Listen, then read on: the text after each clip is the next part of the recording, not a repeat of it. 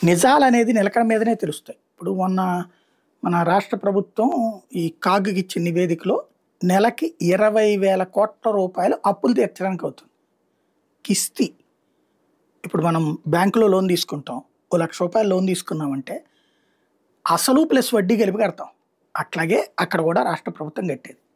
అంటే 20,000 కోట్లు నువ్వు తిన్నా తినకపోయినా ప్రతి నెల చెల్లించేయాలి.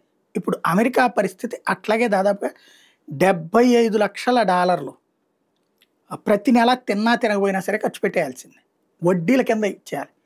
అమెరికాలో బాండ్ల రూపంలో తీసుకున్నటువంటి అప్పులు, బ్యాంకుల నుంచి తీసుకున్న అప్పులు, వాటికి వడ్డీలు, ప్రపంచ బ్యాంక్ ఇట్లాంటి వాటి నుంచి తీసుకున్న అప్పులు, వాటి కిస్తీ అసల్లో కొంత, వడ్డీలో కొంత, ఇట్లాగా అదే అమెరికాకి పెనుభారం అవుతుంది.